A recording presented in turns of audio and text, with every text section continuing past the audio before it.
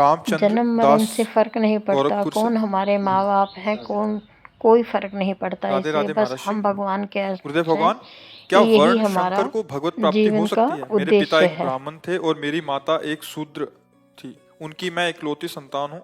मैं मेरी माता का उद्धार कैसे हो और हमारे लिए इसी जन्म में भगवत प्राप्ति का सरलतम साधन? ये महाराज जी, सब मायाकृत बातें हैं। सत्य बात यह है कि हम कहीं से भी पैदा हुए हो, हम भगवान के अंश हैं। इस पे कोई संशय?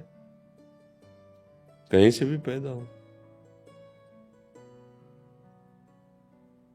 श्रृंगी ऋषि तो हिरणी के गर्भ से पैदा हुए थे। विभांडक ऋषि, एक अप्सरा जलकील कर रही थी, तो अप्सराओं का सौंदर्य और ऐसा होता है। तो कभी गृहस्थ धर्म का भोग तो किया नहीं था, पर अचानक दृष्टि गई और बहुत अच्छा लगा। तो हृदय में एक मनोवाह नाड़ी है। अगर आपका काम संकल्प बन गया तो आपकी शक्ति को क्षय कर देगी बिना किसी क्रिया के। वो इतनी हीट होती, जैसे मथानी ना दूध से मथ करके मक्खन निकाल देती, ऐसे मनोवाह नाड़ी है। वो तत्काल मंथन शुरू कर देती है, पूरे शरीर से वीर्य को खींचकर निकाल देती है। ऐसा ही हुआ। वो नदी के किनारे ही थे, तो उनका वहां जल पीने आई हिरनी, तो हिरनी पी गई। अब ऋषि का अमोघ वीर्य, तो गर्भवती हुई और आश्रम के आसपास ही जब वो बच्चा दिया, तो सींग तो थे हिरन के और पूरा शरीर जो है वो मनुष्य का दिव्य कांति वाला मृग शरीर।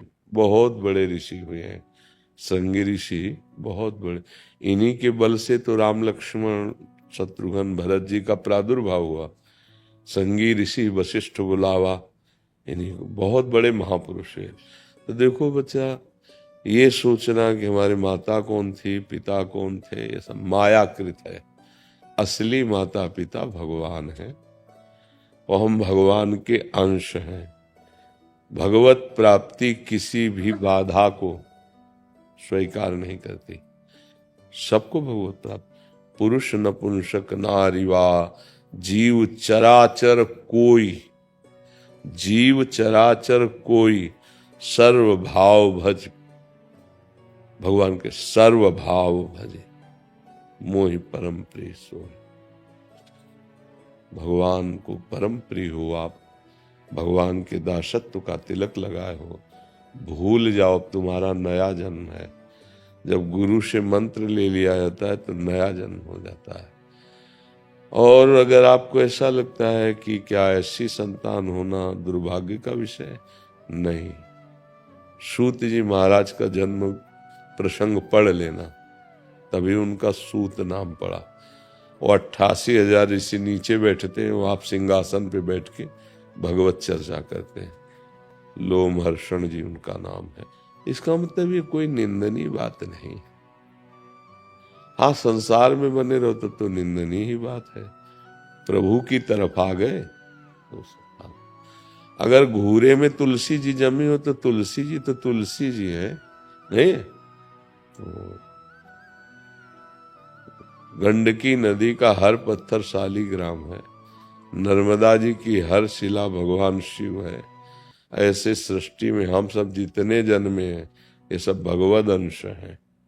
ये तो सब बाहरी माया का नाटक है कि माता पिता ऐसे थे तो हमारा भला कल्याण। माता पिता का भी कल्याण हो जाएगा जिस जननी ने गर्भ में धारण किया है।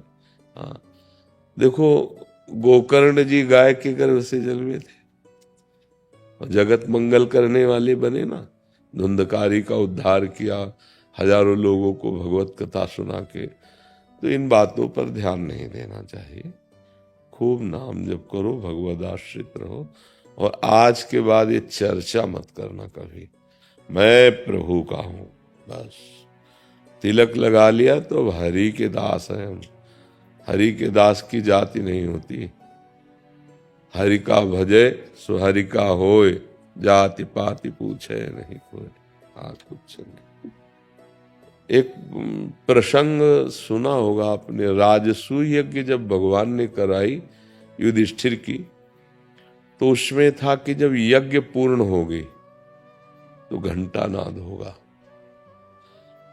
उस यज्ञ में भगवान ब्रह्मा जी थे, भगवान श्री कृष्ण भी जी थे, भगवान शंकर भी थे, भगवान व्यासदेव जी थे, और पूरे विश्व के ऋषि आए थे, क्योंकि भगवान जहां है वहां सब।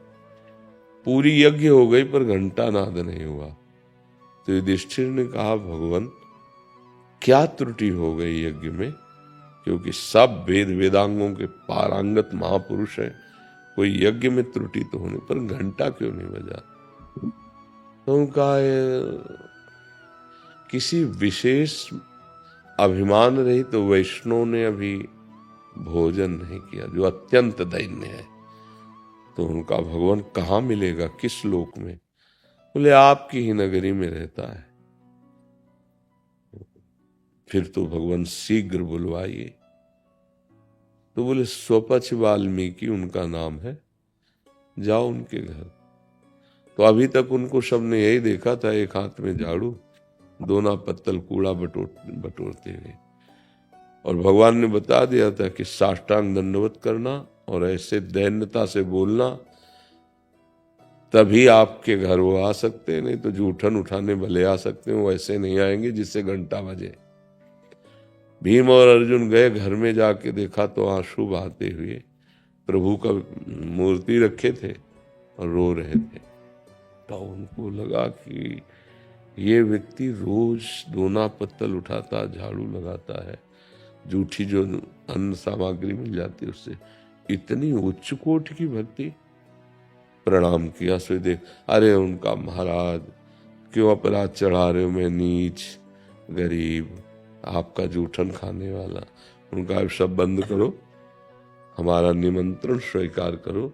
राजसूय यज्ञ की पूर्णता के लिए आपको श्री भगवान ने, तो गुस्सा हो गए भगवान पर कि हम चैन से भजन कर रहे हैं तो हमें भजन नहीं करने दे रहे।